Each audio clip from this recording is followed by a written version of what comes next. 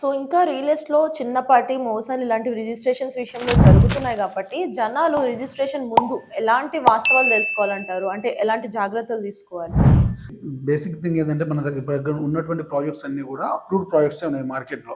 Okay. Unauthorised layout లేవు. ఉన్నా హ్మ్. కూడా వాటిని రిజిస్ట్రేషన్ చేయడానికి ఛాన్స్ లేదు. ఓకే. సో దాని బేసిక్ థింగ్ మీద ఏం చేశారంటే రీసెంట్గా ఎల్ఆర్ఎస్ కూడా మనకు హ్మ్. మార్కెట్లోకి విడుదల చేశారు గవర్నమెంట్. హ్మ్. కాకపోతే ఇప్పుడు ఉన్నటువంటి అప్రూవ్స్ అన్ని కూడా ఆథరైజ్డ్ అప్రూవ్స్ హెచ్ఎండిఆర్ డిడిసి ఉన్నాయి కాబట్టి దానికి రిజిస్ట్రేషన్ అథారిటీ ఎవరికి ఉందో తెలుసుకోవాలి మనము.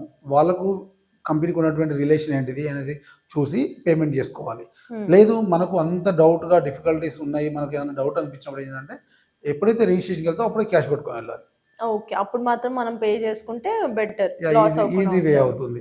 సో చాలా మంది అనాథరైజ్డ్ ప్రాజెక్ట్స్ ఏమైతే ఉంటాయో వాటిలో ఇన్వెస్ట్ చేయడం వల్ల ఎలాంటి రిస్క్స్ ఫేస్ చేస్తారంటారు? గవర్నమెంట్ లాస్ట్ టైం ఏం చేసిందంటే అనాథరైజ్డ్ లేఅవుట్లు ఏవైతే ఉన్నావో వాటికి రిజిస్ట్రేషన్ క్యాన్సిల్ చేసింది.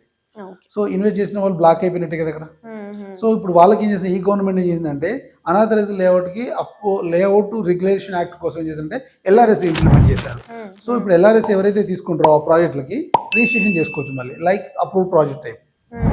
వాళ్ళకి ఓకే. కూడా గవర్నమెంట్ అన్ని రకాల అథెంటికేషన్స్ ప్రొవైడ్ చేయబడతాయి ఇప్పుడు ఎల్ఆర్ఎస్ చేయడం వల్ల. ఓకే.